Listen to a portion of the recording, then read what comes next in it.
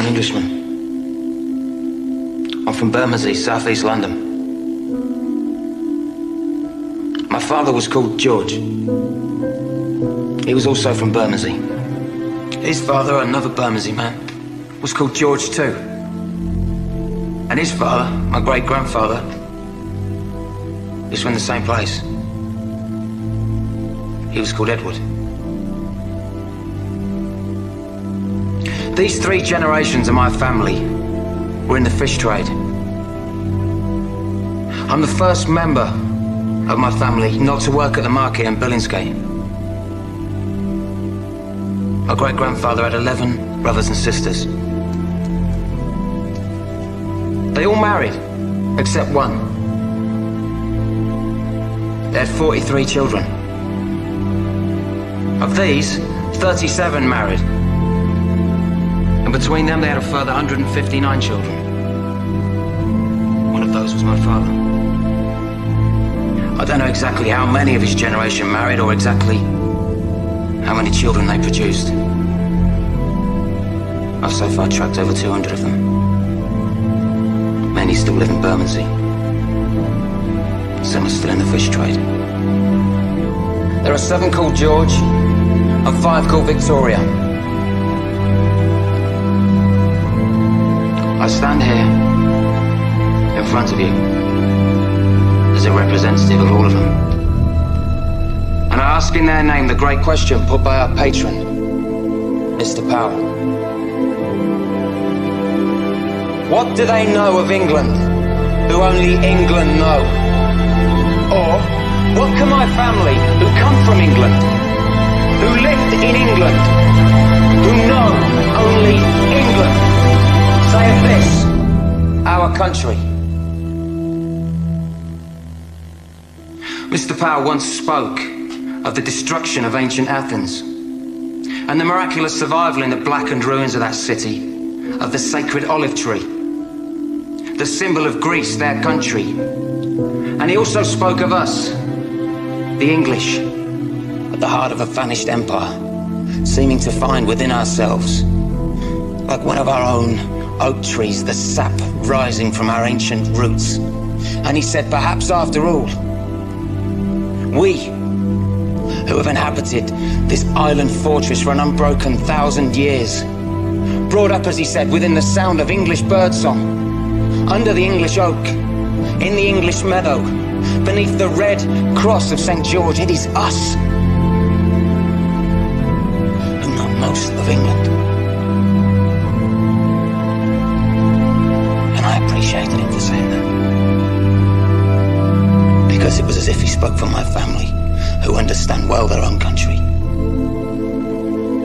who understand even better their own capital, London town, as we used to call her, as we strolled in her parks, as we marvelled at her palaces, as we did business in the city, went west for a dance, took a boat on the river. The pale ale and eel pie of old London. The London of my family, for as many generations as I know. The London that within 15 years will be less than 50% white. London where in 15 years, a white person will be in the minority. Am I racist? No. Do I have anything against people of other races? No. Would I prevent them from coming into my home? No. So what then is my gripe? My gripe. And I speak on behalf of 7 men called George and 5 women called Victoria. My gripe is quite simple. My gripe is that we were never asked.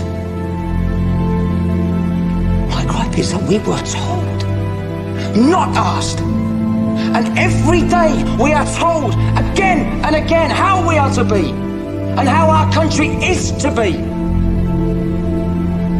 We're told by them, and we know who they are. They're English too.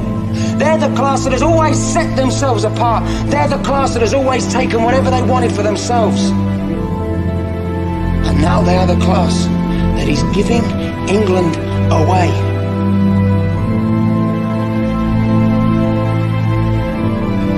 They have never asked us. And they never will. Do we allow them to sell our heritage? Or is it time for us to speak? To speak. To refuse them the right to give away our holy, our bountiful, our only England that has nurtured us naked, grown us as the oak. Is it time for us that England know to come yet again and defend our country with our fire, our fists? Is it time for our sons to rise again?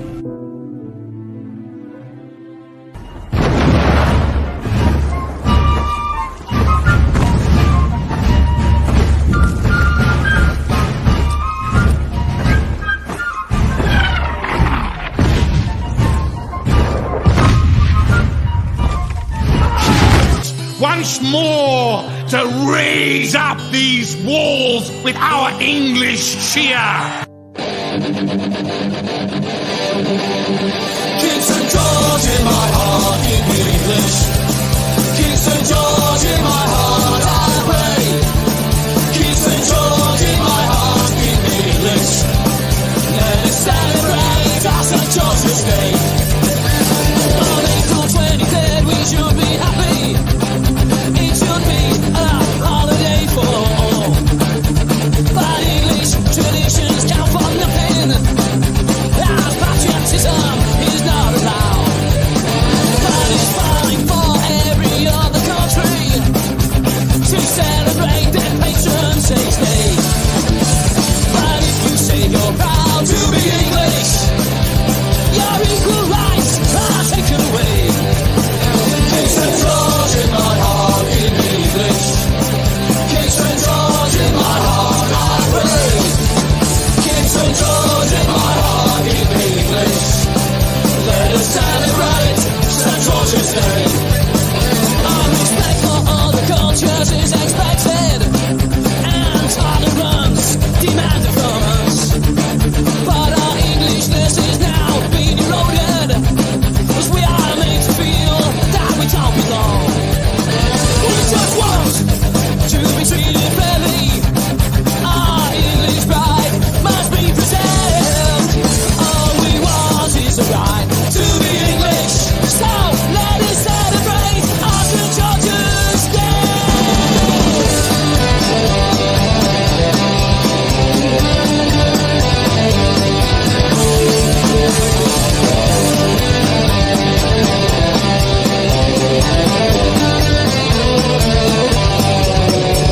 St. George in my heart, keep me English.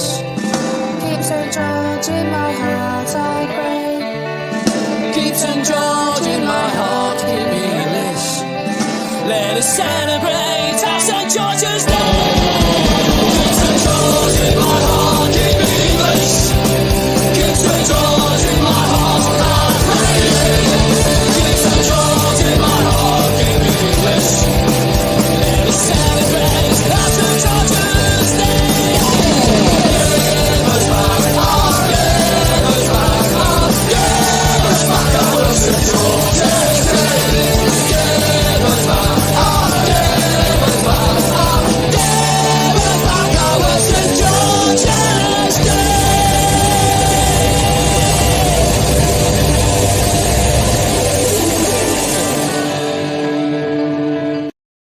Hello, you beautiful lot. Happy St. George's Day. How are you all doing tonight? Or in the daytime, wherever you may be. Beautiful day today. The greatest day ever to be graced by God. Thanks for popping by. We got our Richie Dupe in the chat tonight. I like Dupe. He's the gangster boss from up north. Texas Zombie, loyal, loves a bit of Texas. He's a good man. Hello everyone. Yeah, St. George's Day, folks. St. George's Day, for those of you that don't know much about it, over in Britain. I don't know if you have it in other countries much. Jonny. Thanks. Yeah. I don't know if you have it in much other countries. It's usually European countries. But we normally have a patron saint of our country. I don't know if you do it over there, in certain ones. And our patron saint is England, isn't it? Yeah, it's England, Grim. Our patron saint is St. George, and the one that slayed the dragon. Not the lesser one, St. Patrick, the one that chased off the snakes. The better one. And there's St. Andrew, the Scottish one. He got I don't know what he done. Yeah. And the Welsh one, St. David. And his symbol's a leek. He got like a leek, like a vegetable. Not as good as ours. Yeah. St. George. St. George, I'm gonna show you a little thing that I found about him. It might show you a bit, teach you a little bit about what it is. It's quite big to us over here, as I'm sure the other people in the chat will tell you. If you love your country anyway. Otherwise, it's don't really mean much to you, I guess.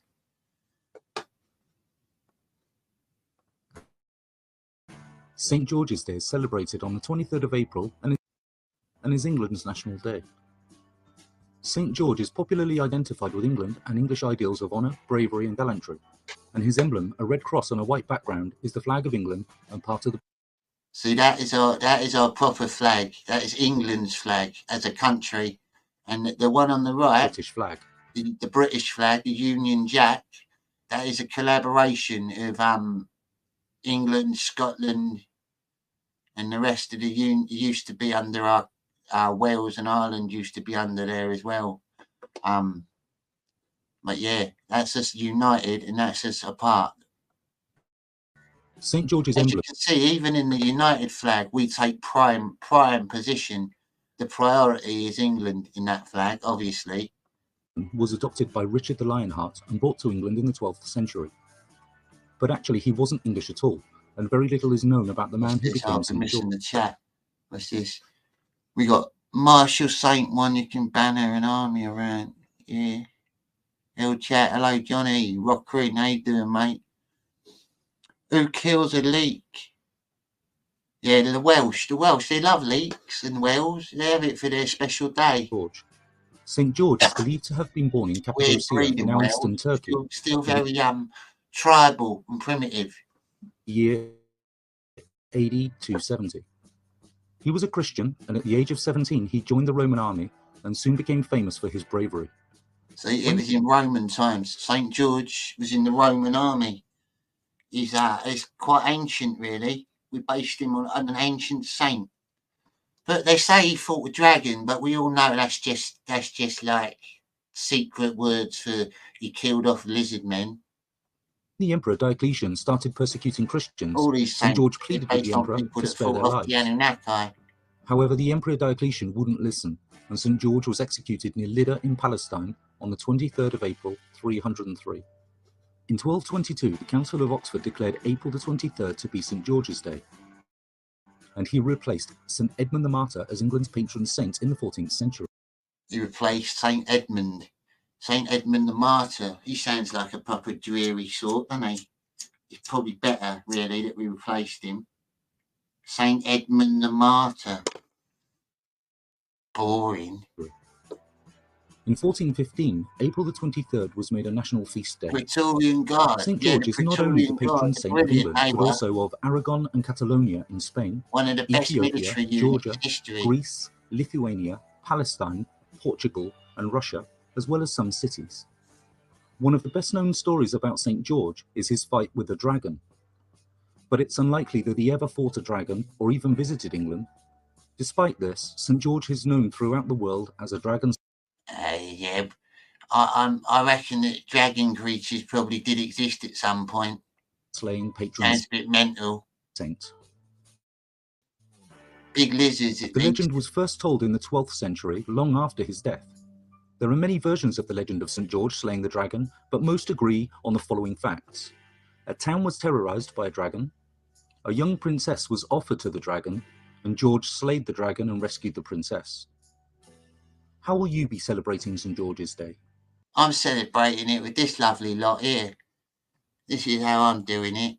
Yeah, I've been watching a lot of the telly today because we got Tommy Robinson. A lot of you might know him. He's in court at the minute. He's doing really well in his case. Anyone in the chat been following that or not? Any of you British lot? He's basically winning in court. And the police have spent loads of money taking him to court. It's all been wasted time. And now he's coming out and he's like on top. I know he won yeah, I think he has. I think he has, mate. Yeah, I haven't heard no bad news yet. I'll be looking it up in a bit. But yeah, I like Tommy. He's a proper bloke. Legend, yeah, legend. He's just honest. He's honest. He's your average British man. He got painted out to be a villain, like most people do that tell the truth. Got persecuted and painted out to be something that he's not. He's just your average bloke, really. Get on with you, have a drink with you down the pub. You saw him with some twisted reporter's water bottle that ran. Yeah, I heard something about that. Yeah, there was evidence, Rich. Yeah, the cops just they just stitched him up, and they signed this paper basically banning him from London. But he went into London to have breakfast, and he got dragged out of the cafe and arrested. But this order that was signed for him, it wasn't even official. It was just done. It was done with the wrong dates and all sorts. And then the head police commissioner, when questioned about it, he said, "Well, I'm dyslexic, so I might have written a few things wrong." That was his excuse. Fucking knobhead, wasting the taxpayers' money. Happy St. George's Day. Thanks, mate. Yeah, brilliant. It's been a brilliant day.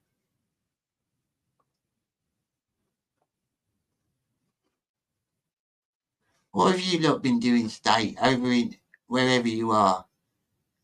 I wonder. Have you been celebrating it, or is it not really your thing?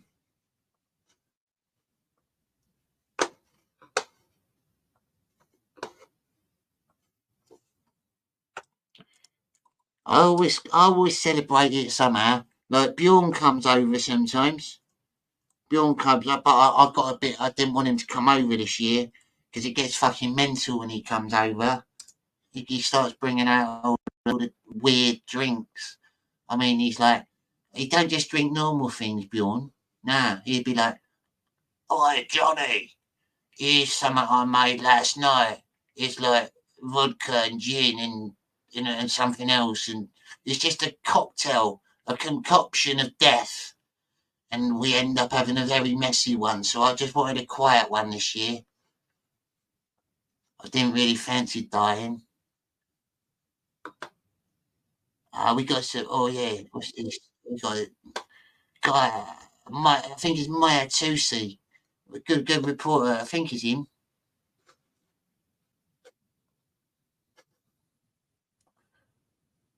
Yeah, happy Saint.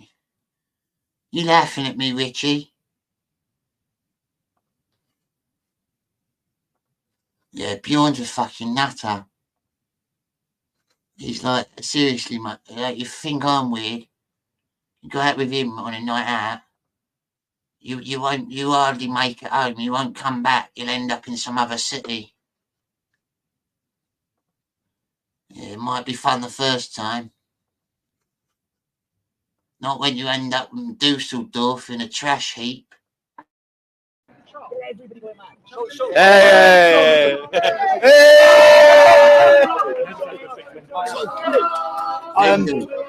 Victoria Bird, Sky News reporter, you left your bottle here. Yeah? If you want, I'm happy to meet you and give you it. So Tommy, Wendell Denison Street, Mike, what has transpired this afternoon? It transpired that just after hearing all the evidence, their own prosecutor asked for a break so he could review the Crown's position. What he means is he heard that the police officers have falsified evidence. At the moment of giving me the dispersal order, they didn't even have a signed dispersal order. The time on the dispersal order was 2 o'clock. They arrested me at 1 o'clock. They then went in later at 4 o'clock and changed the times. Yeah. So there was no lawful order to disperse me. The officer who sanctioned and authorised the order didn't have authorisation to. You hear that? They when they first arrested him, they wrote the wrong time down, and then they had to go back and edit their arrest sheets, their official paperwork. Fucking, it's nonsense. It's a big setup, but it didn't work for them. Luckily, they've been made out to look like proper knobheads. To do it in that area, I wasn't in the zone to get dispersed from. Every single thing they done unlawfully and illegally. Yeah, they're meant to take into account my rights as a journalist. They took no accounts. The officers' words were. I'd say with the police, I reckon some of them would probably back Tommy Robinson secretly. Some of them, the minority of police, but yeah, most of them are pretty woke now, so they wouldn't like him. So what? Yeah, when I mentioned it, they are meant to give you legal time to leave from the time of me apparently receiving the order, which they didn't even read out properly. They're meant to say that you have a right to challenge the order if you believe you have a reason why you shouldn't have to leave. Yeah? He didn't say that at all, just left that totally out because they knew I was trying to put across my right. I'm a journalist and I'm at work. They're not allowed to legally give an order to someone who's a journalist and at work. Yeah, so they failed on 5 or 6 legal points today. But so we've asked the case to be dismissed. At 10:30 in the morning, the judge will make the decision if there's even evidence. Yeah. So if he says there is evidence and there was a lawful order, you got some. Then we continue with the trial. See that bloke stood behind him in the green jumper? I reckon that's one of his bodyguards. He hangs around. He's got some big lads around him, and he needs them as well because he got nutty fucking sand people coming after him for hit squads and shit. Where I give evidence, where my witness gives evidence, where we show, which we proved today, at no point, every police officer, you heard the officer in his evidence said, one of them said, I lost my body cam footage. The other officer said, oh, mine was deleted over. The reason why they don't want the body cam footage is because then you have the audio of what they were saying and what I was saying. Yeah. All I was saying is I need my car keys, which again is a reasonable excuse for me not to leave, which I didn't even say I wasn't leaving. What I kept saying is, I need my colleague, yeah? He needs to come with me. If you're going to escort me out of here, my car's over there. He's got my car keys. How can I leave? You can't just walk me down the road. My car's there. So all of this has been deleted. There is no footage, which again, I think the Met Police have just exposed themselves. Yeah, they had body cams, and they had their body cams turned on at the point where they cuffed him, and then it miraculously just turned off after that. Convenient. As corrupt, as liars, as believing they are above the law themselves. The actions, we've all seen two-tier policing. It's been a total embarrassment and humiliation to the whole country. Everyone now knows the things that I spoke about 13 years ago. When I first started my activism, I spoke about two-tier policing. When I first wrote a leaflet dated 2004, I talked about how whites and blacks are being racially and religiously targeted in Luton Town by Islamic gangs and the police do nothing. How we, when I say we, whites and blacks get treated with iron fists, yeah, by the police. A certain community is given exemptions. What we've seen with the protests is everyone in the country has witnessed those exemptions that they're given. They've witnessed the way that they're policed in comparison to other communities of police. So the whole country now knows what I saw. I saw it because I'm from the town of Luton. I've seen the police pander to them, as we've seen the Metropolitan Police pander to them. These problems, the reason why grooming gangs were allowed to happen is because the police were scared. But it's not just grooming gangs. Breaking news as we speak. We have got Tommy Robinson has been cleared totally. I'm going to put this one on. Yeah, I'm thrilled, but I'm still angry. I'm shocked, actually, that you won in court. So am I. I'm shocked. I don't think they had anywhere they could go on it because it was so blatant. And the world watched the video of it.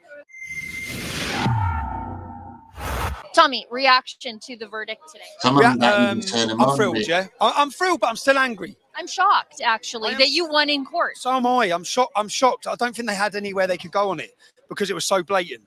And the world watched the video of it. But I'm still angry with what they've been allowed to do. I'm still angry that my rights and my freedoms have been taken from me for 6 months.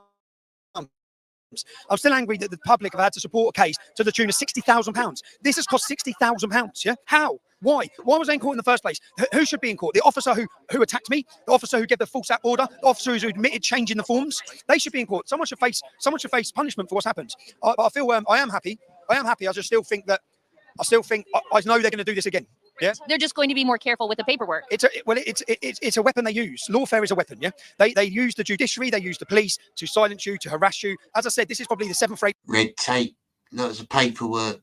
Time I've been in court on this case, just on this case. Your time's taken up, your energy's taken up. You're continually fighting the system. Yeah, and they throw it all at you. It comes at you from everywhere. In the background with the beard, with a ginger beard. He's a bit of a beast. He looks like a hefty lad. So I am happy. Yeah.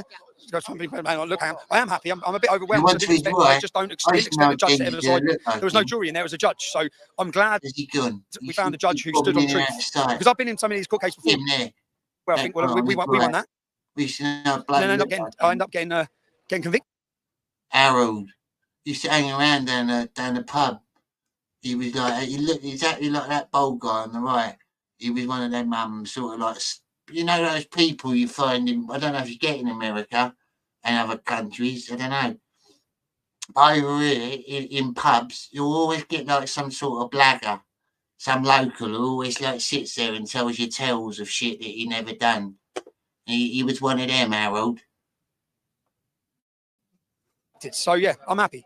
It's an embarrassment for the Met. A total embarrassment for them. Their behaviour is an embarrassment. Their actions are behaving. The fact they've gone through this case is an embarrassment. Your lawyer asked for costs. You didn't get them. No, that's what I mean. So they win anyway. Yeah. So £60,000 was spent. If it was unlawful, pay the money back. Yeah. Pay the money that's been spent. They've just said no. So what then? Like it's like so they win anyway because they drain you. Yeah. I've probably spent in excess of £600,000 on legal fees. Yeah. They win. What next? What's happening? Yeah, exactly.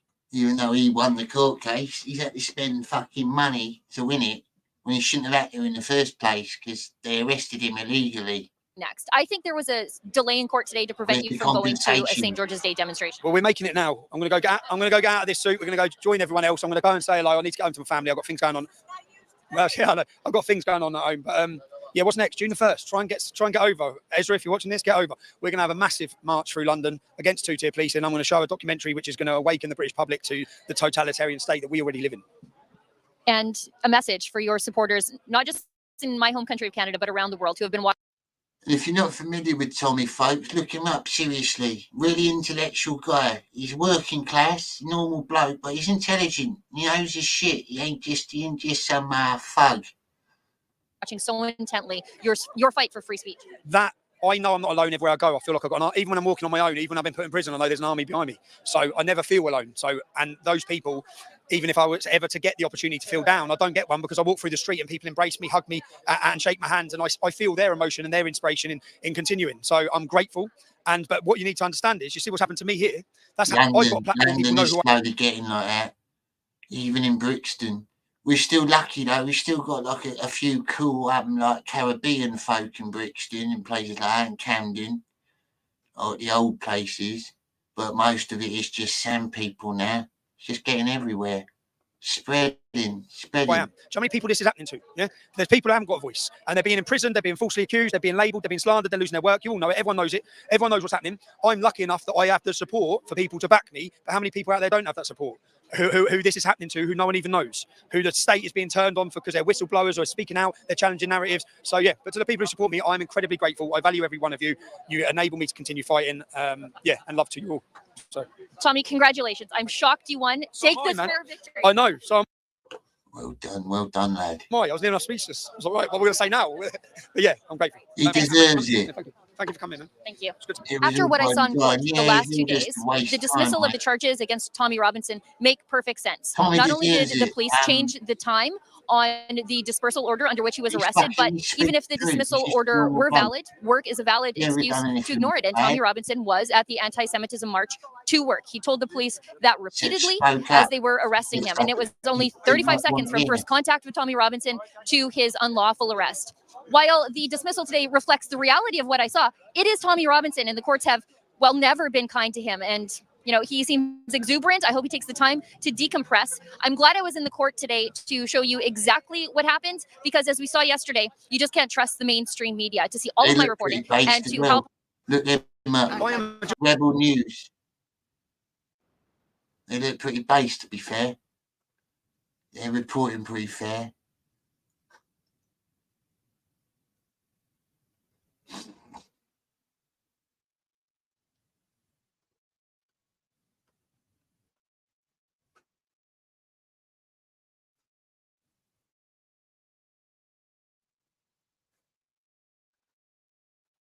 Yeah. Oh, what's that? Free my boy.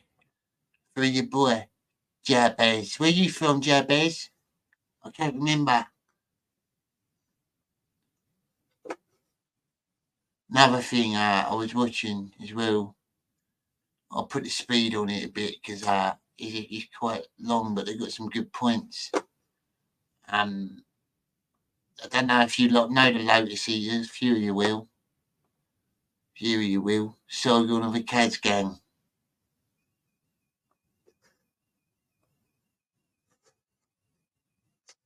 Sargon of Akkad, Carl Benjamin. He's alright. He's not a bad bloke. He's alright. Jonny from Kevin Everson. How you doing, mate? Southern. Where you from? New England, the southern part. Nice. New England. Very well named. Yeah, I watch these from time to time. Lotus Eaters. I like a few of them. The one on the right is one of my favourites. He's like really clever. He's really clever. He's interesting. But yeah, they've got good takes. Nearly always, although Alex, you're saying that sometimes because of Easter it can fall on. Yes, if the preceding Sunday is Easter Sunday, they move it back a bit because obviously you've got all the Eastertide bits to do first. I think the last time that happened was 2014. Interesting. But so today is St George's Day, so I thought I'd talk a bit about St George because Lotus Eaters has been going for like, over 3 years now. And the last 3 years we've sort of not really done much. We should have done, shouldn't we? Yeah, we really should have done, yeah. And it's probably a bit on me as well for being a resident history nerd. It's probably on me. I do something for Armistice Day every year. So last year I really kicked myself for not doing anything on it. So this year at least a podcast segment. Hi folks, sorry to interrupt the video, but I just want to direct your attention to the aesthetics range of merch that we have on the store. These are beautiful images that I think work really well. I'm sure it'll be up there. Your patron saint is a Turk. Yes. Therefore, you must accept English, Somalis, and Afghans and Bangladeshis in your country endlessly forever. It's that like foreign thing.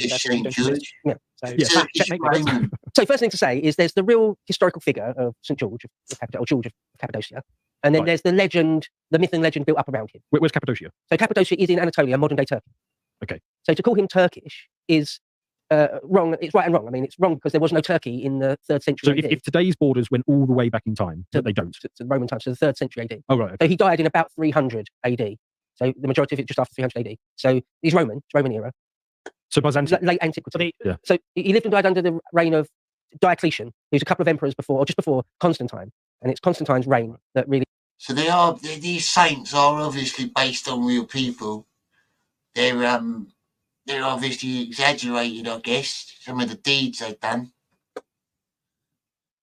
But St. George means a lot to the British people. It's the last symbol of our freedom. It's the last symbol of our values, our history. We did some great things. England was the forerunner. I mean, Britain's all right, but without England, they'd be nothing. A lot of people don't give enough credit to that. Our culture is dying.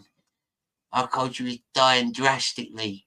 Going to be civil wars. It leads to Constantinople, Byzantium becoming the Roman, the capital of the Roman Empire, at least the eastern portion of it. So it's just before really the Byzantine period era. It's Roman. It's late antiquity. It's Roman. Okay. He's Roman. Okay. He was in the army, perhaps the Praetorian Guard, during the reign of Diocletian. Now I'm fascinated by that period, the crisis of the 3rd century, and the reign of Diocletian, the Tetrarchy, the 4 Roman emperors, and then the rise of Constantine and reuniting everything. There can be only one Constantine the Great. So if he was a Praetorian Guard, was this the bit when the Praetorian Guard had gone a bit iffy? Because they were a bit iffy, weren't they? Yeah. They were in the iffy phase at this point. I think the bit where the Praetorian Guard were a bit iffy was just called Roman history. Well, yes, I suppose. Well, it's after Constantine finally at the Battle of the Milvian Bridge finally takes control of the whole Western Empire and the city of Rome itself, that he disbands the Praetorians at that point. Yeah. The last remnants of the Praetorians are killed at the Battle of the Milvian Bridge just outside Rome on the River Tiber. About a generation after St George was supposed to have lived. Now I say supposed because he probably is a... Obviously, as British, we're civilised and educated, most of us anyway. We kind of excel in things like that, like knowledge and helping people. Like someone said in the chat, help building the world, inventing the world. There's some very, very knowledgeable people for such a little island. And then you got things like the other side of Britain. The other side of Britain. The sort of thing You get in like cities where I was from, like Manchester. You get the civilized side, and you get the not so civilized side. And then as soon as we got on the table and his girlfriend showed up, he completely split that.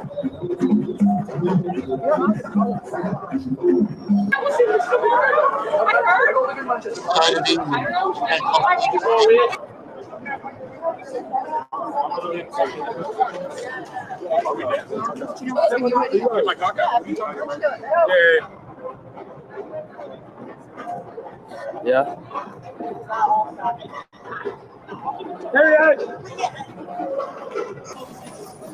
Yeah. Rogues, thieves, and whores. And all the nightlife comes out, all the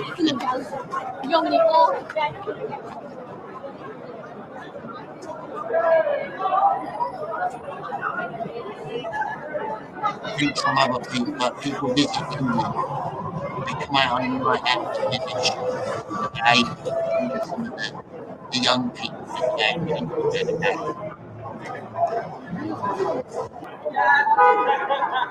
A lot of them are like, even no morals or anything. Just come at you.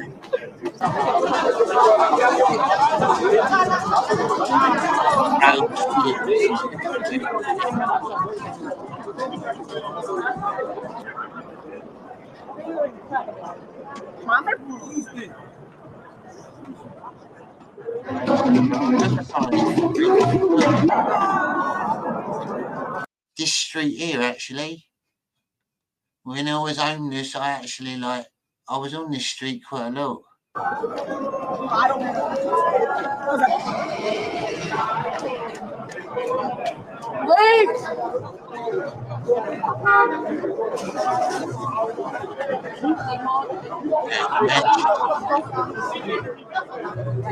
You don't wear coats.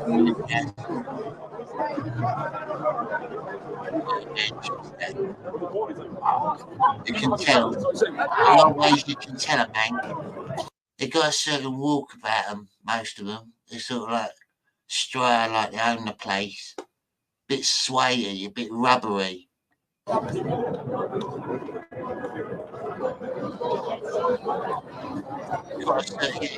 Rich, you know, if you live there. They got a certain style about them, don't they? Okay? Yeah, I never did. I never really. I had a Manchester accent when I was younger. Up until like the age 13, 14.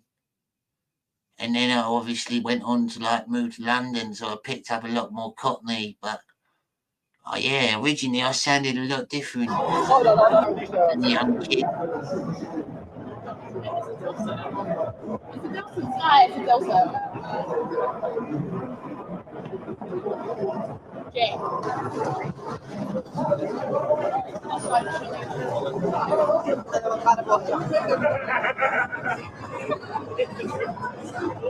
These guys are bipolar as fuck. One week you like it, the next one.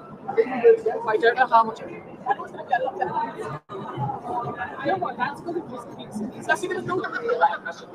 Yeah, Northern bird.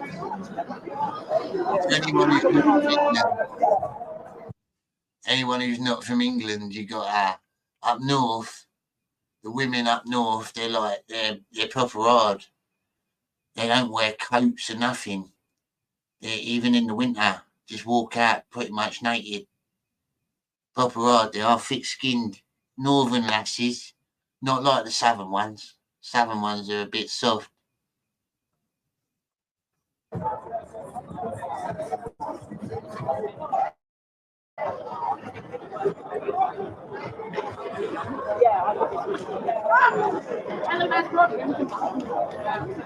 It's kind of mental, isn't it, when you think about it? Most of them must get ill after a night out in the winter. It's not really nice going out getting drunk and then waking up ill with the flu or something, like an extended hangover.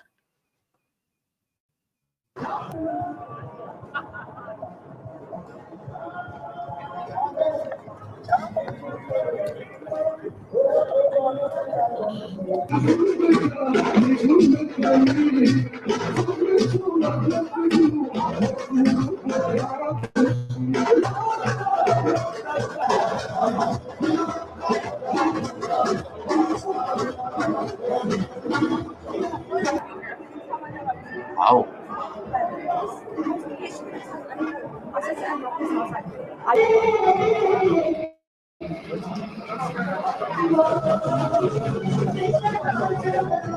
Why am I getting shit off the plate? Oh, I just found something you might like. No, not that.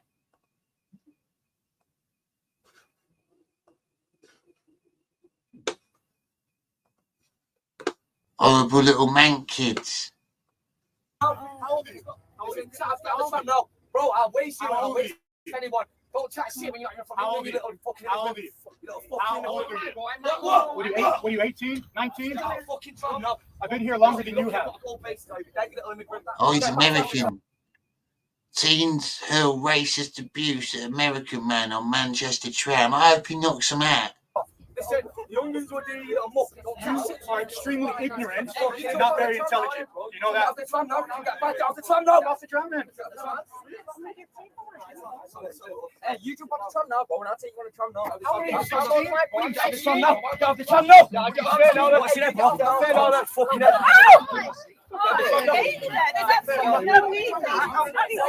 Did this much in the 7 years in the military. Yeah, he fucked you up, mate. He's like American.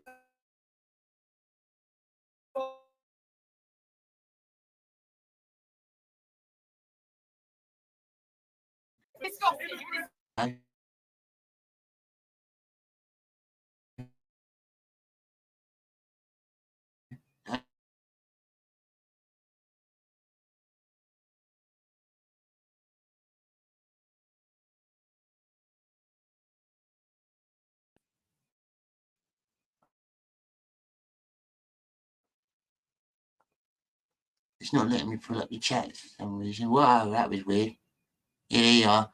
Dream Jim put I miss chavs. Chavs are like, for anyone who's not familiar with that word, like horrible little wannabe gangsters, little ratty kids that want to be gangsters. They follow a lot of American culture and think they're big men, walk around with knives and wearing baseball caps and balaclavas and stuff like that. Call them chavs. Well, now another word they use from is roadmen. Now, horrible little fuckers.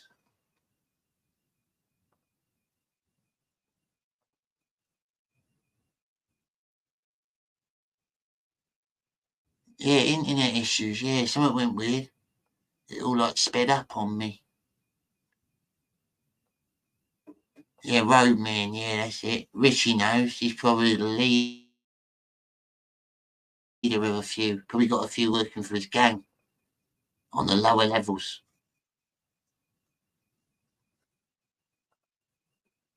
Yeah, Manchester. It's a nice part of England, actually, on the outskirts of Manchester. There's a lot of like Greenland. You'd like it. You've got to be careful in the cities. City's got a lot of scropes and crackheads. There's a bloke on YouTube actually, who does videos, walks around Manchester. A guy called Charlie Veach. He gets into fights with crackheads. He's a good kicker. He's worth looking at.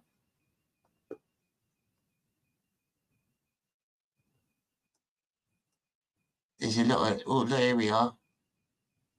I've got something you might. Oh, whoa, what's this?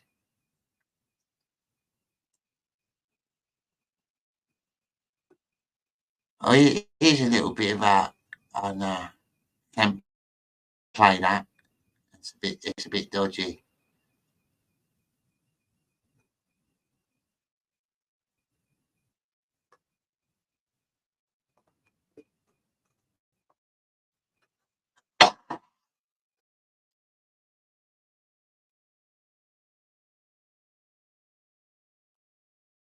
Here we are. Here's a little fight. Son! Son! Manchester McDonald's gang fight. What's his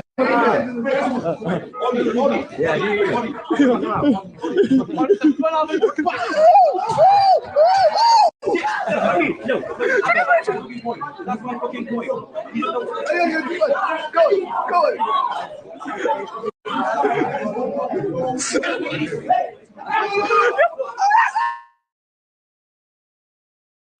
Fucking animals. They ain't that bad though, really. Nah, what's going on there? What's going on? Now going down on one.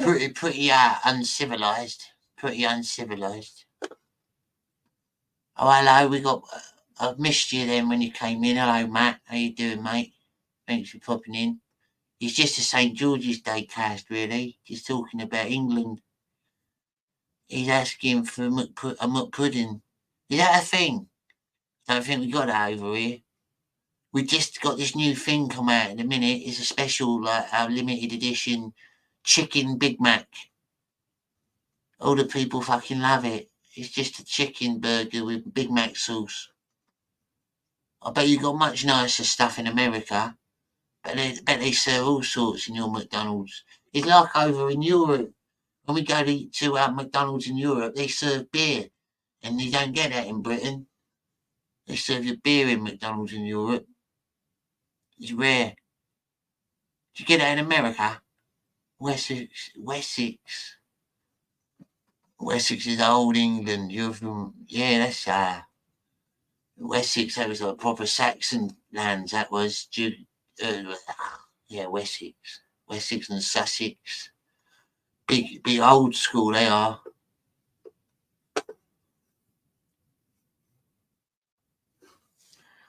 Yeah, thanks for tuning in, folks. I didn't realise so many people were interested in St. George, patron saint of England. I mean, a lot of people know the state of England at the minute. We got a lot of trouble, like a lot of countries have. We got a lot of trouble with people that shouldn't be here. And it's not because we don't want people to move over here. It's just we want people that are going to be a benefit to the system, to our country. Not people that are just going to drain the resources and hate us, live in our own country and hate on us. I mean, where is the sense in that? No beer in McDonald's at McD's nuts in the USA. Hey, don't do beer there either. Yeah, fucking Europe do. They're an odd lot over there. In Europe, I think kids can drink wine at like 13 or something. Mercy, what's this one? American McDonald's is probably the most vanilla out of all the other variations. Really? I wouldn't have guessed that. I bet you use proper meat though over there, don't you? You got to at least have proper like beef with all the fucking cows you got. Over here, it's not even like proper fully good. I don't even reckon it's proper meat, like all of it. Probably like 70% real meat. That's a shame. So if I come to America and I wanted a really nice burger, not one of these like Ponzi burgers that got loads of lettuce and a tiny little burger. I mean like a proper greasy, sloppy burger. What would be the best fast food restaurant for that? Like a dirty burger, all sloppy with cheese dripping off it and all that. That's what I likes. Messy. I have to smush my face into it.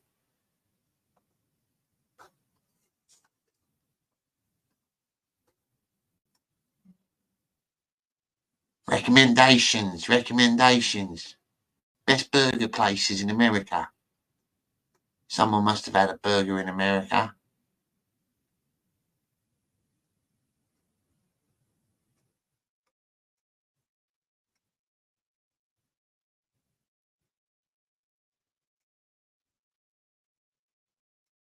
No. Five Guys. Cracker Barrel. 80% really fake. I had a Big Mac in France. La Big Mac. Five Guys, and what a burger. What a burger. I have to write some of these down. What a burger. Red Robin or a big gourmet burger.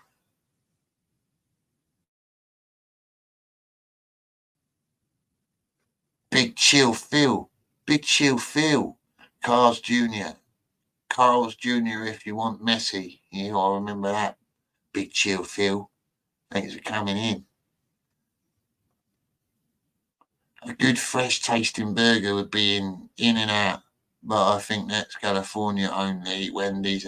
Yeah, I probably wouldn't visit California. Not really. If I was going to go to America, I decided it'd probably be a lot of like east, going across to the middle-ish and then down to the south. I like to visit like the southern states as well, and some of the East Coast places. Maybe like, I don't know, New York, maybe.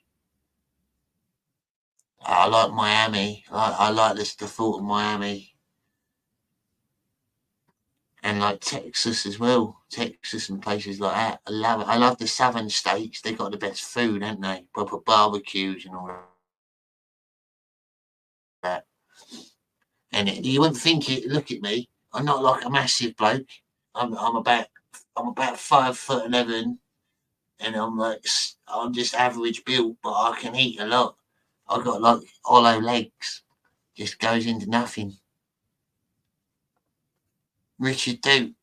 I had many things, many times, on various occasions in Amsterdam.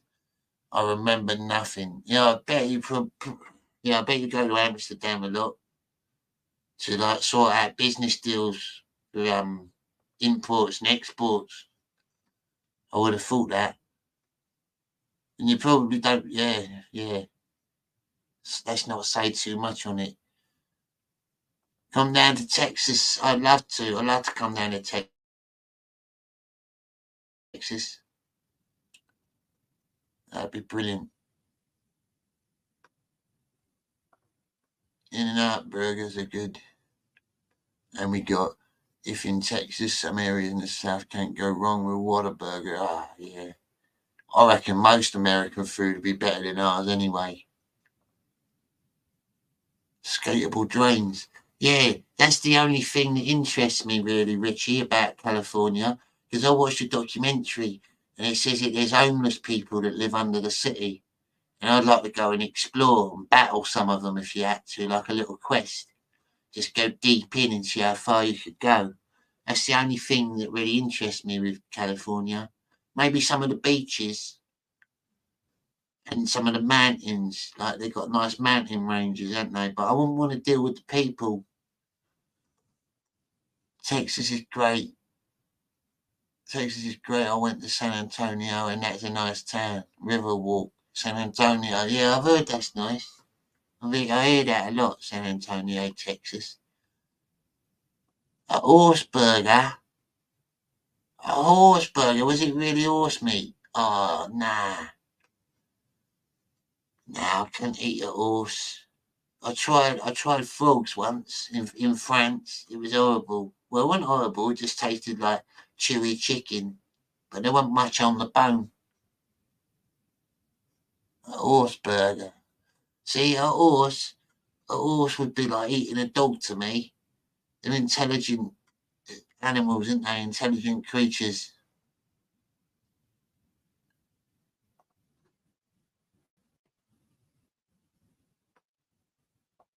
Yeah, states. Each state is like a whole country, innit? Over there. It's fucking mad. But England's so small when I think about it. And we find things far, like going 400, 500 miles. That's a lot for us. I guess we're lazy. Over there, that's probably just like a day's travel for you lot.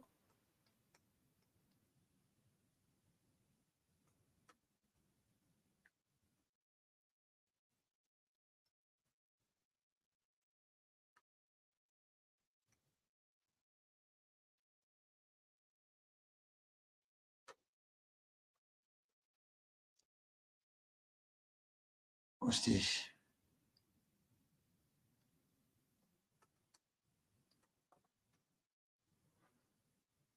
We don't do horse in England. Not because we're squeamish. Yeah, that's it. Not that, it's not that I'm not bothered about eating it because it tastes horrible or anything, but it's just, I like horses. They've helped us out, haven't they, throughout these centuries. Without them, we wouldn't have won a lot of wars. Had a slightly different taste, but favourite. Yeah. At least you can say you've done it. That horse's spirit will haunt you forever now. When you finally pass away, God forbid, the horse will be waiting for you at the gates. And you'll go, whoa, you wait, meh. Yeah, I wouldn't want to risk it. Horse probably tastes like fancy cow since they're both hooved animals. Yeah, probably. I always imagine it to be more like beefy. Yeah, cow, fancy cow, but beefy. Maybe like, yeah. It took me 22 hours from northern England to the north coast of Scotland. Yeah? It took you 22 hours driving from northern England to the north coast of Scotland in the camper. Why did it take that long, Rich? That can't be right, surely. I would have guessed about, well, it depends where in northern England, I guess. Most of it. Surely it can't take you more than like 6 hours tops. Or unless you stopped a lot and just looked at the sights, I guess. I suppose you're in a camper. Yeah, scenic route, yeah. Yeah, beef test, yeah, horse meatballs, wasn't it? There was meatballs in Lidl's as well, horse meat. It's probably in a lot of shit, really. I just don't want to know it if I'm eating it.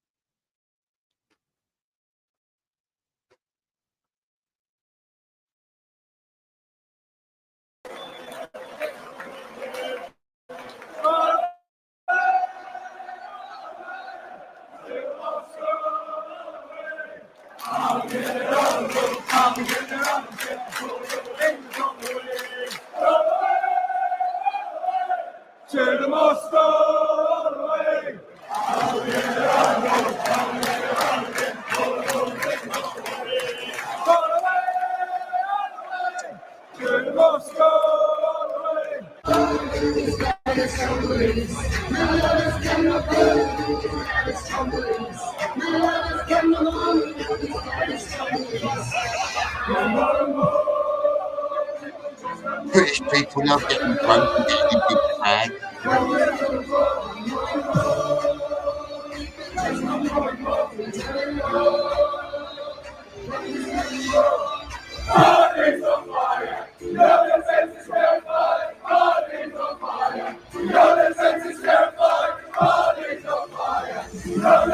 This keeps coming up. Is Marilyn Mysteries over?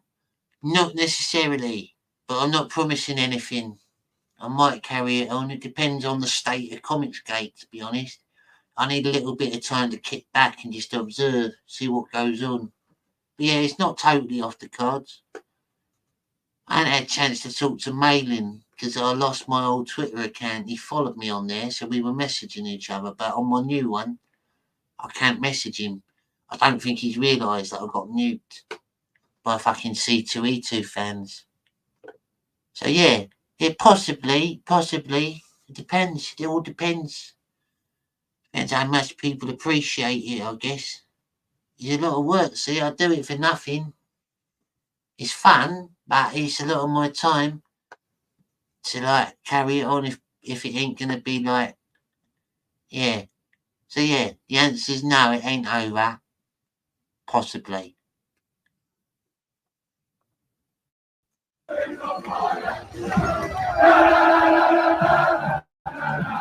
This is England fan. Football fan. They're getting to proper.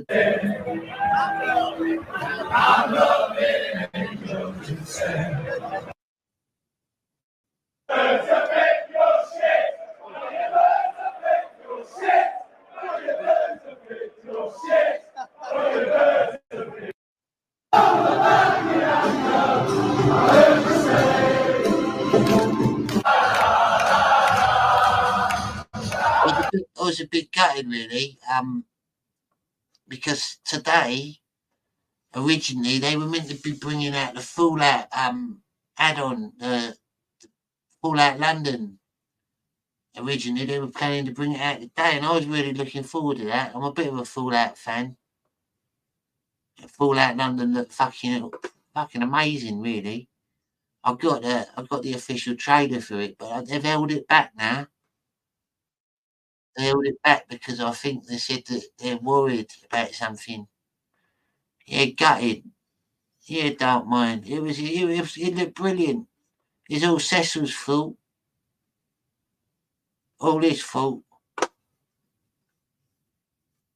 Yeah, I'll show you the trailer. I just got to get it up.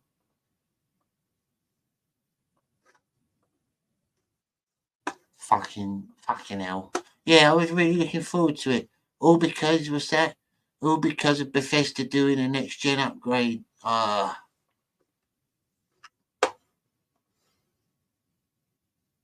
wankers, a lot of them. I was gonna make my character on there. Greetings and welcome to the latest update for Fallout London. This will be our most significant update to date, revealing more than ever before about what we have been working hard on for the past few years, laying out the path to release and announcing our official release date. Over the past 3 years, a core team of at least 50 people spread over each core department have spent tens of thousands of hours on the hard graft and development of the game-sized mod Fallout London, with over 200 individuals contributing in some way to its completion. After all this hard work, the game is now at a functional content complete stage. However, due to some unforeseen delays, we have not completed the polish and testing we want to do before release. And so, we will be pushing back the release to a few months later than originally planned. We'll explain more about this and the road to release later in the video. With these unforeseen changes, we wish to give you a taste. The graphics and the scenery looks amazing. It genuinely looks like London. If you live here, if you've been around here a lot, it's very spot on. Of everything that is upcoming to show you all the hard work we've been doing. Building London. In the radioactive playground of London, our world spaces and level design aren't just blueprints. They're the walls in which players graffiti their own tales. We're not building mere levels. We're in fact crafting London from the ground up. Recognizable. Changed. Warped. A world where every... If anyone fancies coming in for a little chat, I'm going to do something I don't normally do. I'm going to put the link out into the chat. Anyone fancies talking about Fallout or St. George, feel free. I don't do it often.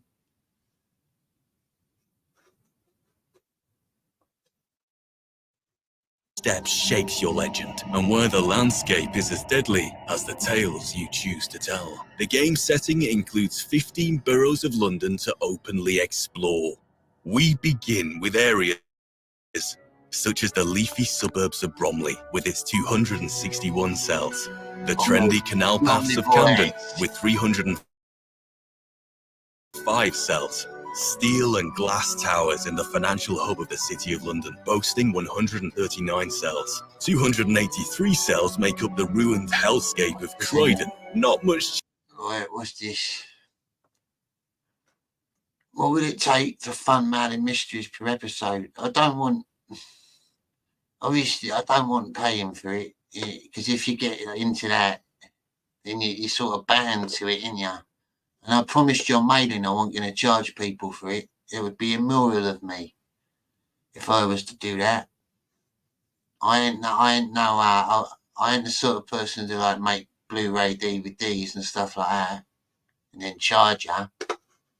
It's not my style. I'd just appreciate it if people watch my channel and give me a few more likes on my videos. That's all I want. Bit of view time. Change there, huh? Eastminster, a new compact district with exactly 100 cells that blends history and modernity.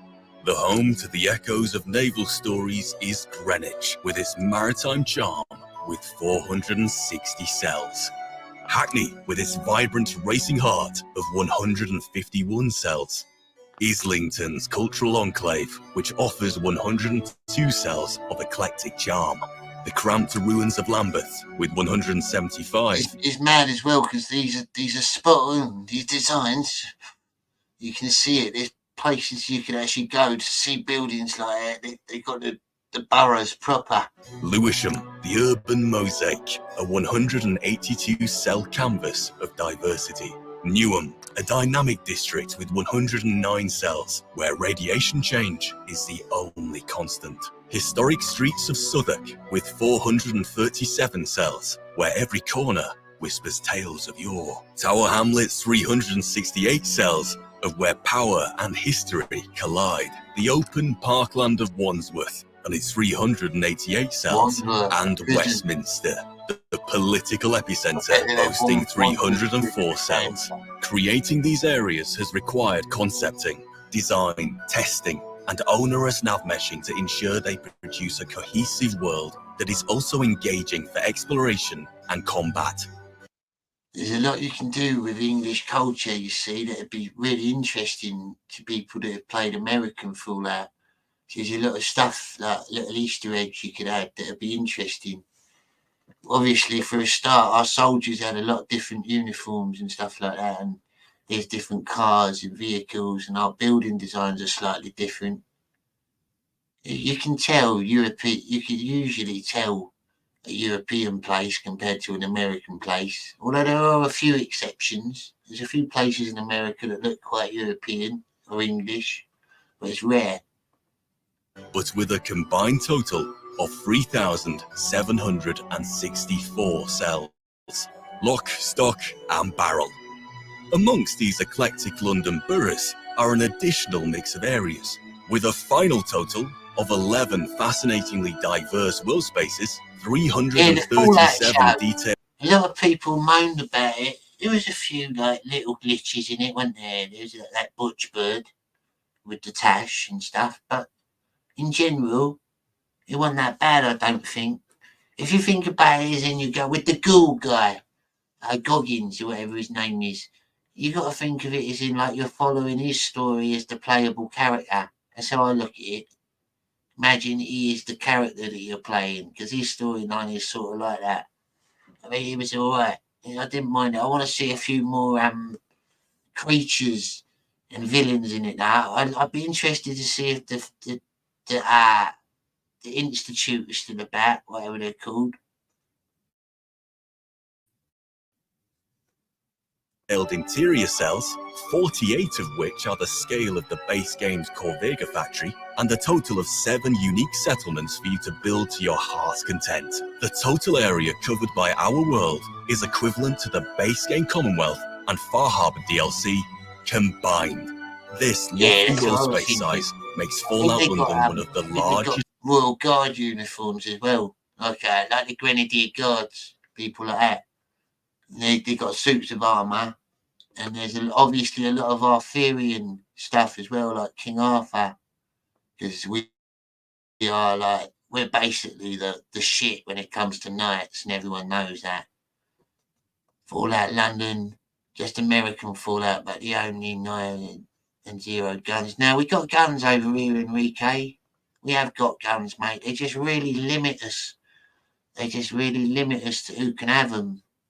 Basically, you got to have a lot of licenses and criminal background checks. You can still own rifles and shotguns, but personally, I used to have a shotgun license, but I had it taken away from me after the incident, so I can't really get any more proper guns without going through a massive a massive process, and it's too much.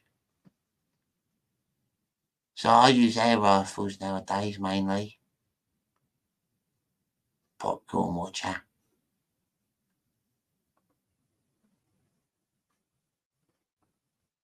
When a black guy didn't bang it, yeah, that was gay. That was really gay. I'll admit that. That was like, oh my god.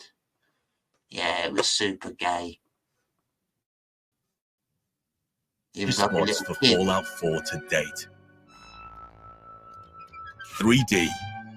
Populating this huge area has required the creation and adaptation of an enormous number of 3D assets, from the desolate urban sprawl to the tattered armor shaping your character's attire, or the eerie glow of mutated foliage, and the ominous cyber pigeons desecrating forgotten statues. Each element breathes life into the panorama of Old Blighty. Whilst much base content has been reskinned or tweaked to fit a British setting, a great We do pheasant hunting on the moors still, if you want to pop over for a hunt.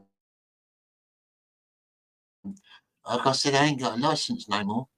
Yes, I could just buy one of your guns. I didn't understand how his PP works. Yeah. It was a bit cringe, wasn't it? A bit cringy.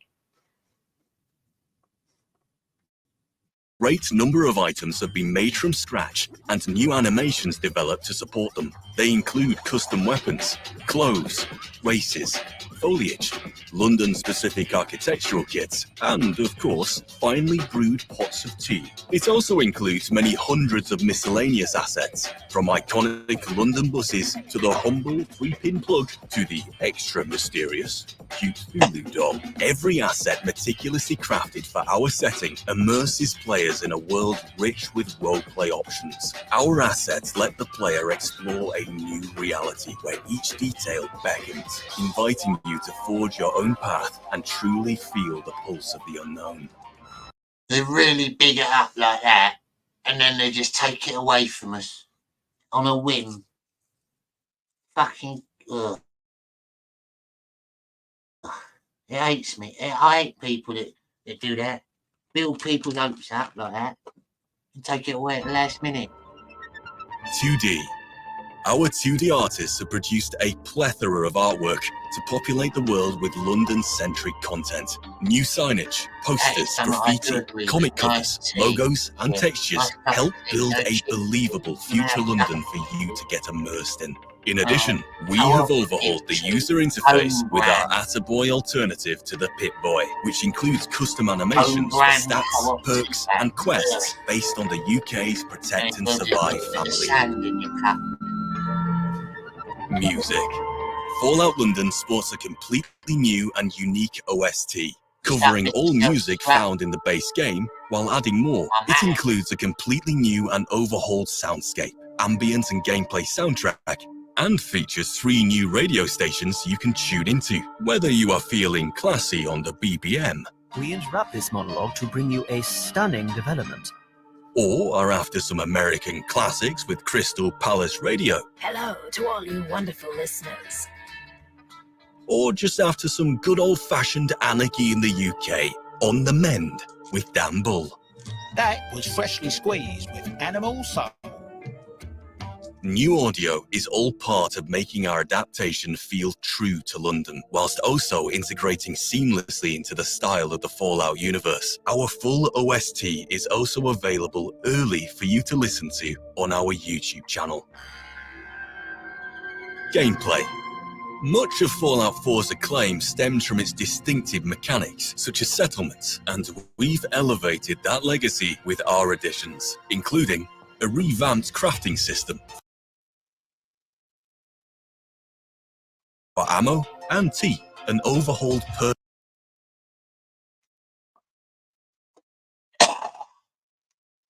Lady Killer, Iron Fist,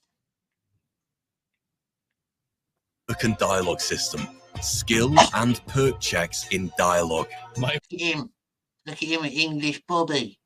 Word against yours, eh? Innovative fast travel options, including trains, taxis, and boats.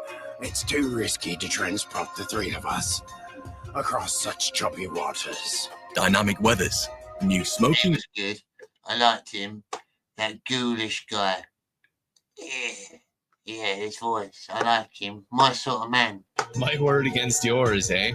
Innovative fast travel options, including trains, taxis, and boats. It's too risky to transport the three of us across such choppy waters. Dynamic weathers, new smoking mechanism, playable guitars, unique uniques, new player animations such as ladder climbing and swimming, with a noteworthy addition, cow milking. Quests. The story and quest lines of the game have entailed some of the greatest amount of work in the mod, involving writers, scripters, voice actors, and audio engineers to produce a breathtaking array of content. Fallout London boasts a collection of 53 new main quests in and around the city. These engaging narratives offer various choices and challenges in the Wayfarer's journey to shape the... If they got a version of Raiders, then they're going to be fucking horrible. Nasty motherfucker. Future of Old Blighty. From self-contained adventures to larger quest lines, players have plenty to uncover outside of their main journey, with a total of 35 side quests. 25 new faction quests, intricately tied to the various groups you'll encounter across the city. These quests offer unique challenges and storylines, allowing players to deeply engage with the factions and shape the course of their journey. Uncover artifacts, tie up loose ends, and solve mysteries in the bustling world of Fallout London, with 64 miscellaneous quests to enhance your experience. On their travels, players may find themselves entangled in the bitter conflict unfolding on the streets of East London.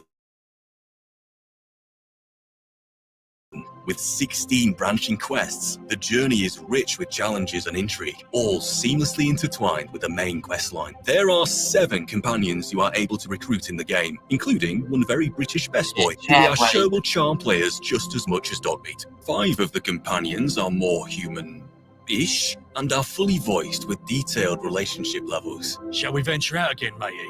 Branching relationship-based dialogue with the player, commentary on the world and events, and their own companion quests. In total, there are just over 90,000 recorded dialogue lines in the game, which is about 1.5 times the size of Fallout New Vegas or Skyrim, and just shy of that found in Fallout 4. However, their protagonist was voiced, and ours is, as the community preferred, silent. Release. Our commitment to delivering as polished an experience as possible will lead us to miss our intended release window. The main reason, to be transparent, is the impact of global issues on a considerable part of our scripting team, including the head of departments who comes from one of the areas most affected. This has understandably shifted their focus away from the mod, and while we've managed to catch up through reorganization and reskilling of team members, it has come at the cost of testing. So unfortunately, we won't hit the 2023 target we aimed for. But the sheer amount of progress we've made this year is immense. That cannot be understated. But our ethos has always been to release when the game is truly ready. Our community stresses avoiding a buggy release like some of our predecessors, and we are committed to a game we can all be proud of for everyone's enjoyment. Now, we've set a specific release date. The release date for Fallout London will be St. George's Day, the 23rd of April, 2024. As you know, we've consistently operated in quarters, so we're just 1 quarter over our plans. Close, but no cigar. And for that, we apologize. However, rest assured, anticipate our arrival at the end of the first quarter, perfectly aligning with the debut of the new Fallout TV series to truly get you in the mood. In the coming months, we'll focus on refining, rigorous testing, and balancing to meet the high standards you expect. All of the team are done with their main tasks now and fully support this effort, and we've set a reasonable deadline to ensure careful completion aligning with your expectations. In the meantime, watch out for further updates from the team as we build towards release. If you want to stay up to date with all activity, please join our Discord server.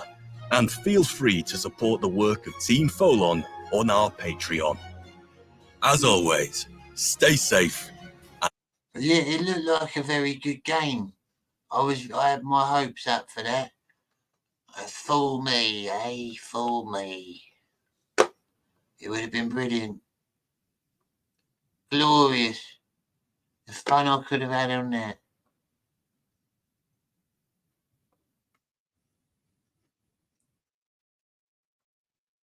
Thanks for tuning in tonight, folks. I didn't expect many people to tune in. It was just, what's this? Did that guy just get decapitated by a rifle? But probably. Guess it can happen if you've got a really weak, flimsy neck. No cigars, so just a bloody lump. Oh, God. Yeah, it looked good. I do like Fallout. I like the lore of it. I think it's quite lightly, really. A lot of it's quite close to the bone.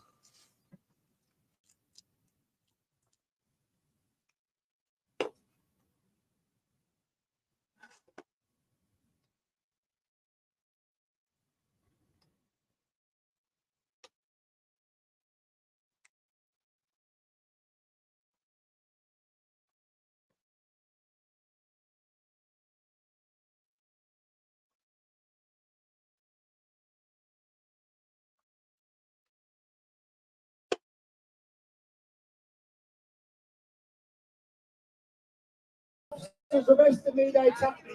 But the police officers at the police station couldn't have been any nicer. Do you know how many police officers I've met who have apologised to me? Do you know how many of them shake my hand? So I would say our problem is in the politicized policing coming from the top, from Mark Rowley, Sadiq Khan.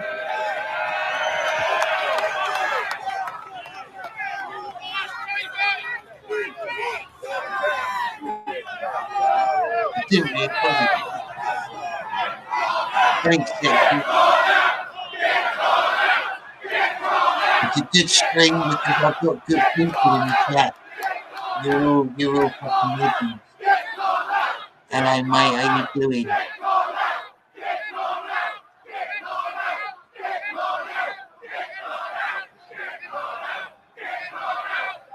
They're saying kick, for those of you that can't hear it, they're saying kick Khan out. Khan is our Prime Minister. Little weed of a man. Oh, no, not our Prime Minister, sorry. The fucking Mayor of London. He's even worse.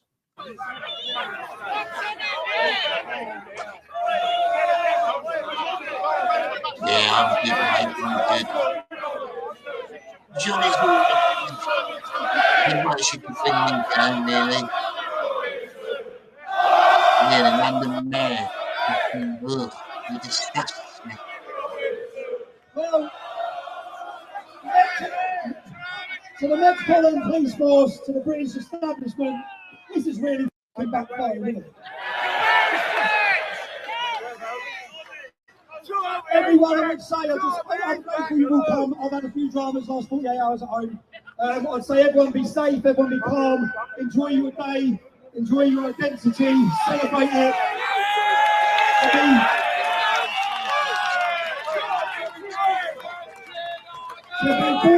To be born English is already winning the lottery of life.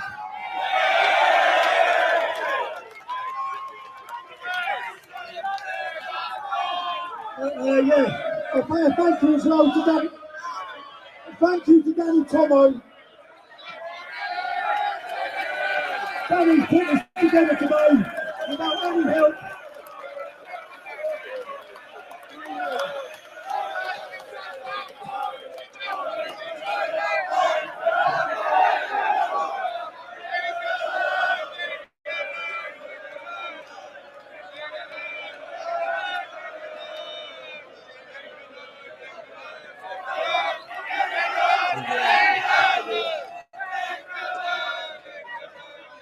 I'll just say again, in the organisation to this, Danny Tomo done this on his own.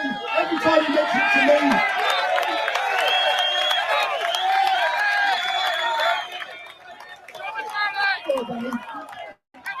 I'll be honest, I thought I'd be in prison. So every time he mentioned it, I was thinking, there's no point, I'm not going to be here. Yeah? I'm not going to be here. But he went against it, he's done it, so Danny, thank you. Everyone give a thank you for Danny.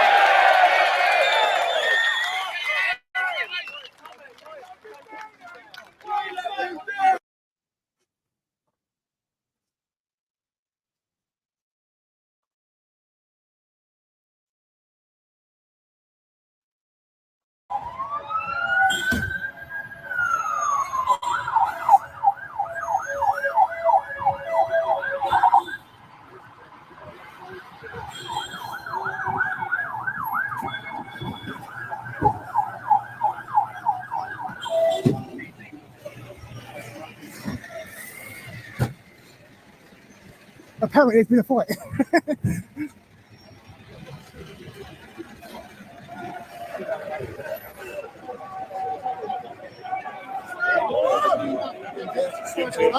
I'll turn the camera.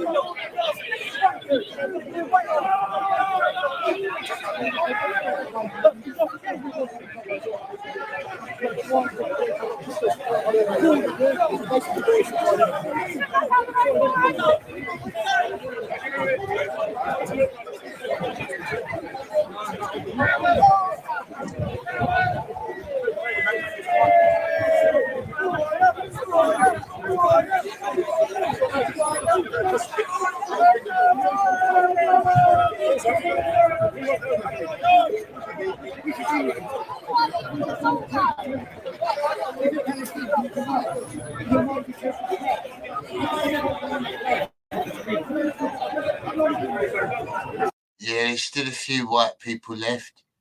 These have probably come from other cities to come to London to back all the white folk up. But yeah, there's still a few of us left, mate. Our Buggerman, Bruggerman.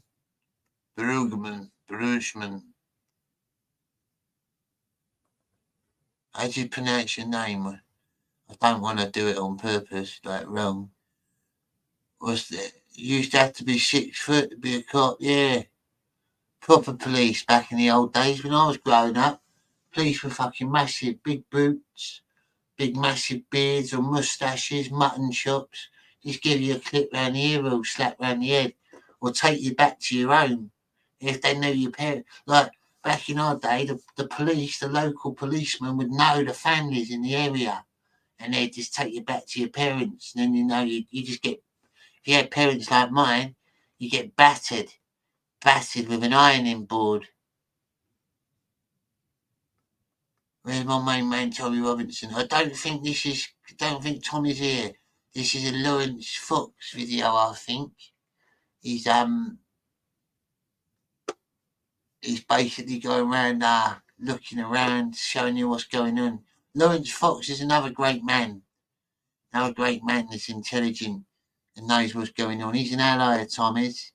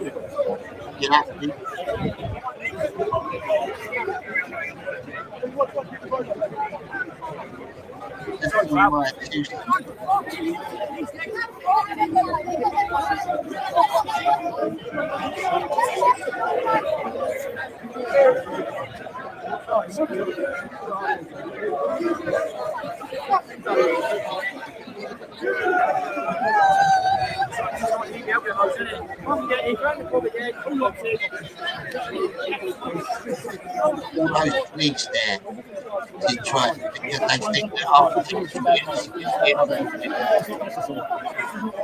which is foolish.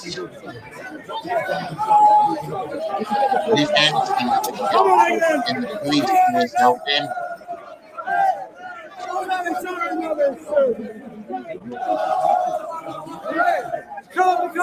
Because what's happened in England now, your average working class man that's fed up with immigration and like Tommy Robinson, they're made out to be far right, whereas they're not really far right. They're just normal people that have been pushed more and more to the right because you've got more and more people going stupidly to the left, which makes them more right.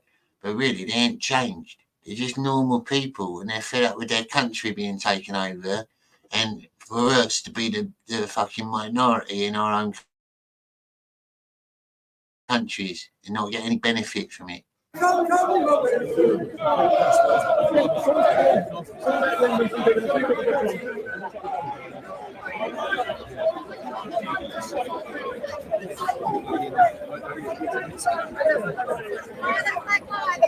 You have rich families, they're not right-wing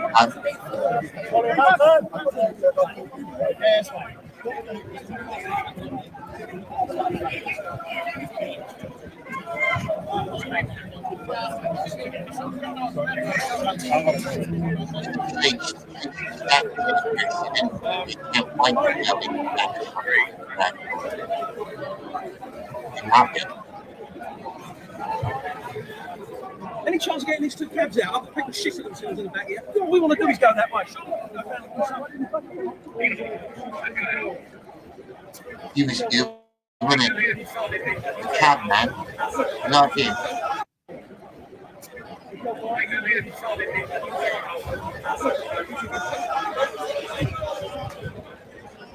Any chance of getting these cabs out? All we'll do is get in that way.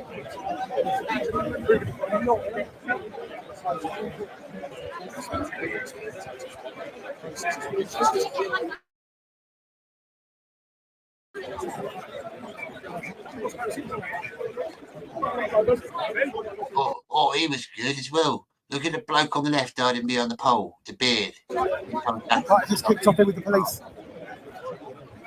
There he is, he's sneaking around the back next to that guy there, the chuffed looking guy. There he is, look at him. There's Lawrence Fox.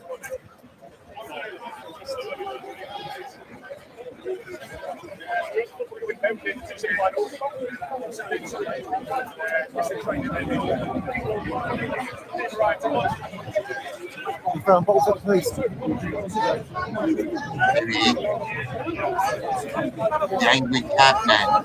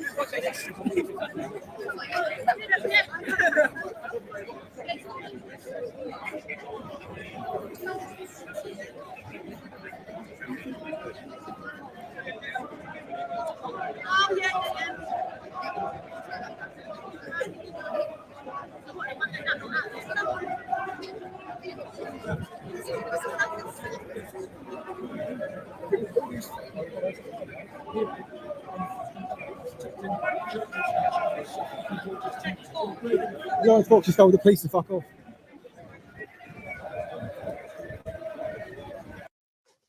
Look at that, proper England fan.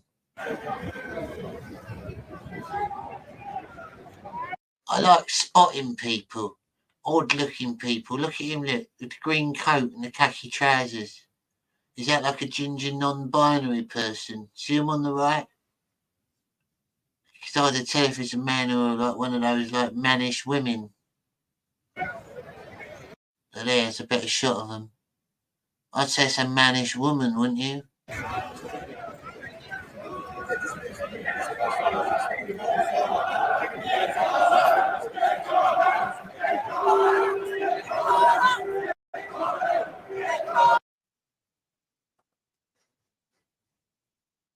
Why are the police there? The police are there to antagonise us patriots.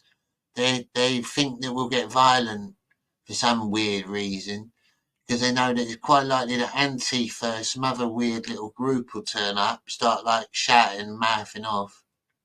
And then the police will end up defending them anyway and surrounding them and forcing the patriots home, spraying us and shit like that. That's why the police are there. They're used as a strong arm of the government, of the neo-communist government. They want to keep us in our place. We haven't got freedom to march like that, like America. We ain't got freedom of speech. We've got limited freedom of speech. Freedom of speech, as long as you don't say something that might offend someone. That's how I like to put it. That's as far as our freedom of speech goes.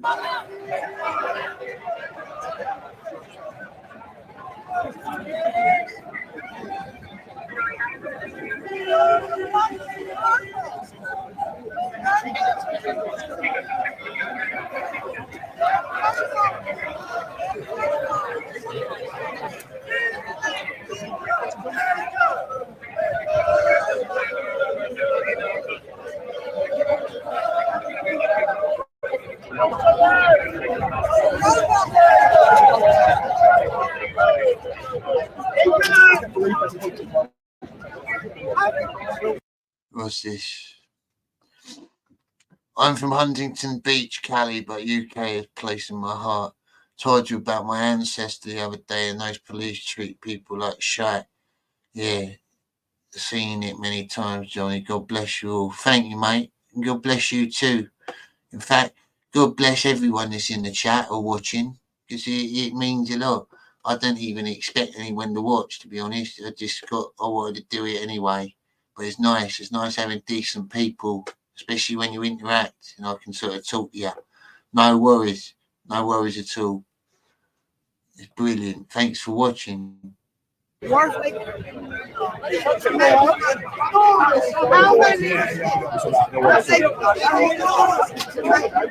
Look, you know what we're not? That's what I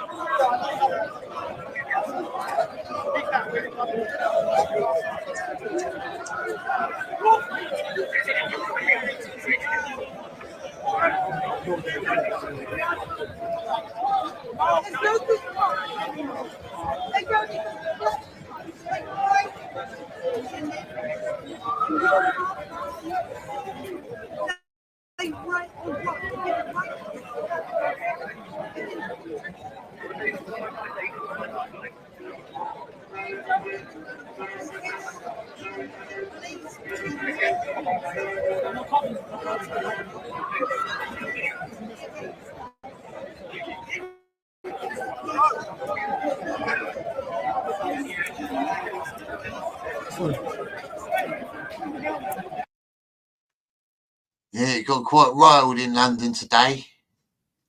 A lot of people getting angry, but hopefully, I don't think there was much violence.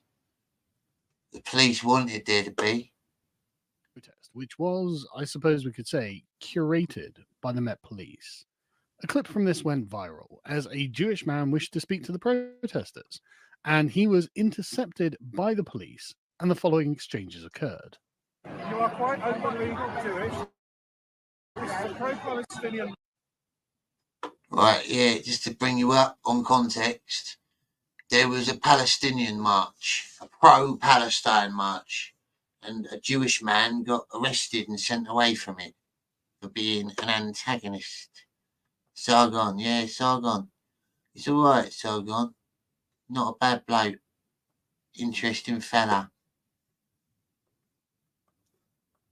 March, right? I'm not accusing you of anything, but I'm worried about the reaction to it now. You can escort it out of this area so you can go about your business, go where you like freely, or you choose to remain here because you are for the reason of these feelings of people.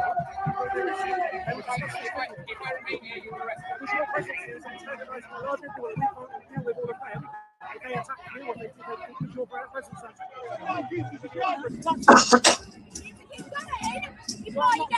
watching a movie. That's right. That's right. We're all going to watch a movie and record. Wait. No, the police ain't going to help you. Listen. What we can draw from the police officer's demeanour and response is the following. It is taken as a given that the protesters will likely be violent. They cannot be expected to control themselves in the presence of a Jewish man. The police do not expect to control them, nor do they seem to place blame on them, and the Jewish man would be arrested for antagonizing them. Naturally, this is outrageous. Yeah, I used to get putting the preposterous nature of all of this aside. YouTube are known to try and blacklist people. On my old channel, I had videos with thousands of views, and I'd log on every day, and every day it'd be back down to like 300 views. It was like they were taking people's views away, and likes as well. It was mad. I even confronted them about it, and they wouldn't admit it. There is no moral controversy here. The pro-Palestinian protesters are dangerous to a Jewish man because they are racist towards him. This would, if the letter of the law were to be applied as written, be an actionable criminal offence. But the protesters are treated as if they are some kind of unapproachable, untamable beast who will instinctively respond with violence when in the presence of a Jew. The Jewish man had done nothing wrong and represented no threat to the protesters, and yet he was the one who was threatened with arrest for causing or potentially causing the protesters to attack him. Matthew Pritchett, a long-standing political cartoonist for The Telegraph, lampooned this state of affairs in this cartoon, which brings about a strange confluence of events, symbology, and time, as it is today St. George's Day. St. George became the patron saint of England in the 14th century under Edward III, one of England's greatest warrior kings, who admired the chivalrous virtues ascribed to the saint. The story of George comes from a collection of medieval hagiographies called The Golden Legend, in which George saves a Libyan city called Cyllene from the depredations of a dragon by defeating it in single combat. To placate the dragon, 2 children were chosen by lot by the villagers and were fed to it daily, and one day it is the king's daughter who is chosen. The king offers gold and jewels to the townspeople if they will consent to put another in her place, but they refuse.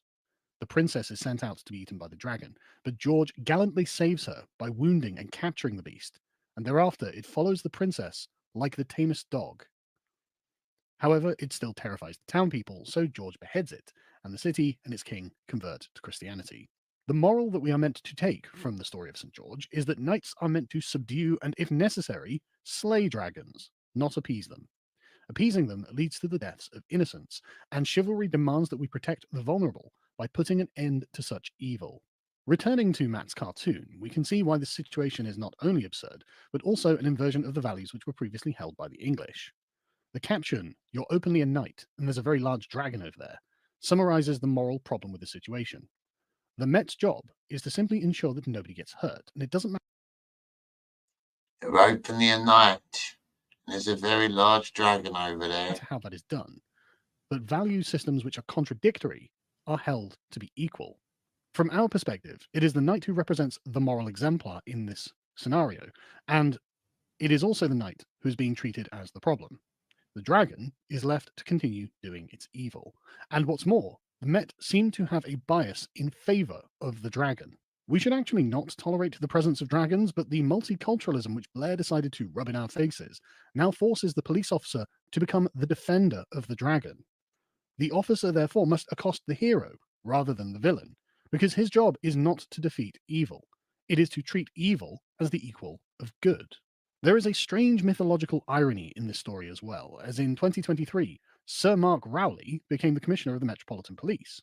Sir Mark is also a Knight of the Realm, having been raised to the rank of Knight Bachelor in 2018, and it was under his watch that these events occurred. You'll forgive me for pointing out what seems like an archaic tension, but it seems to me that Sir Mark should be in the business of subduing dragons, not appeasing them, by virtue of him being a knight.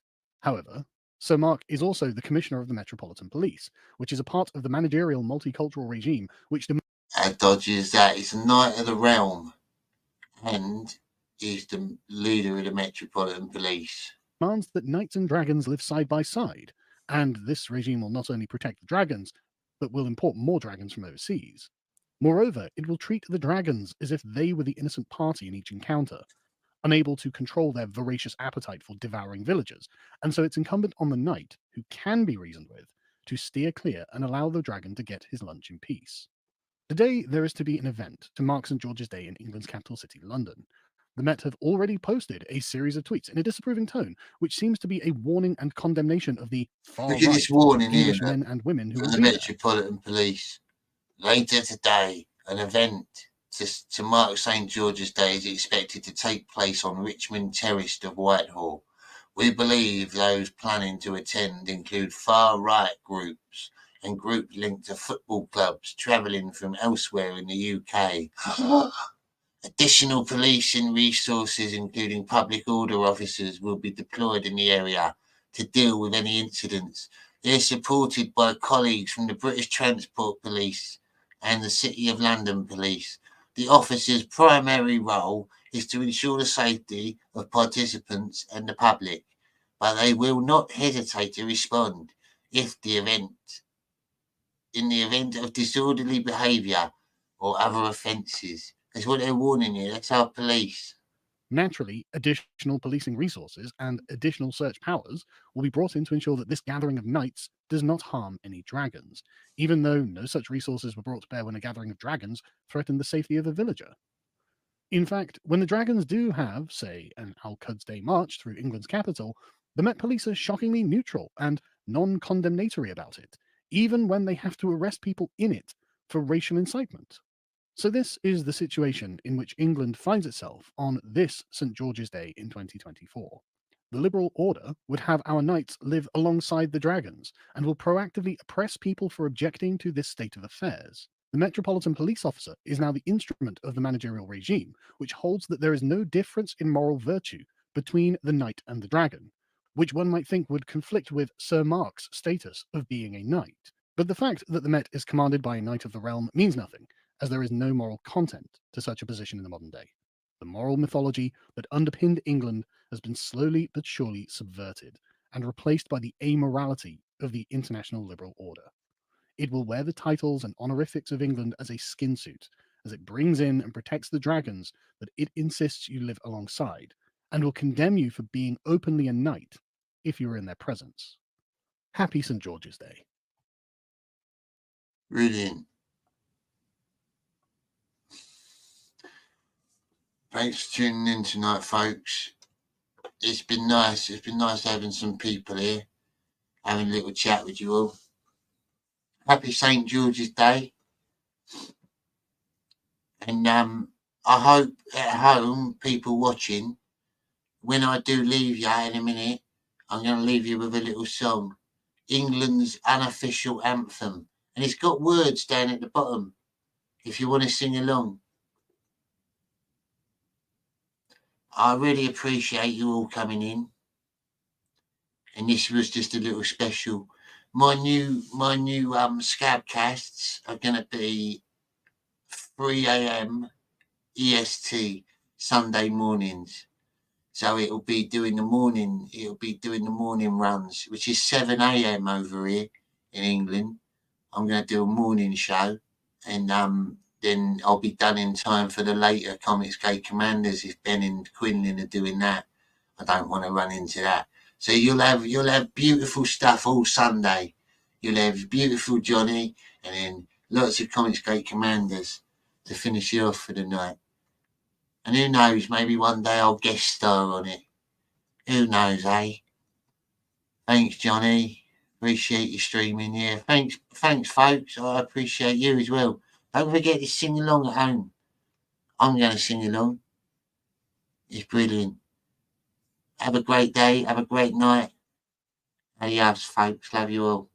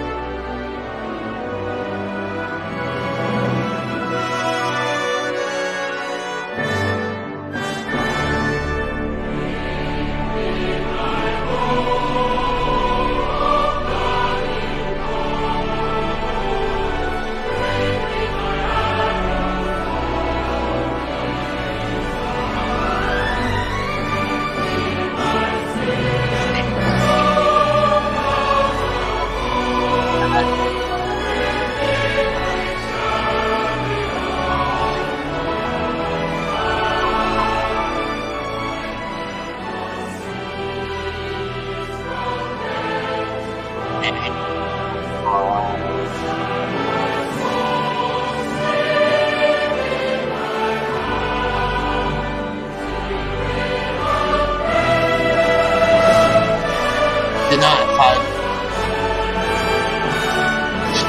Thanks for watching.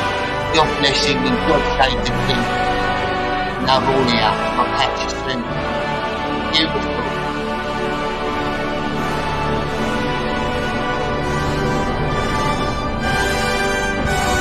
And you know it's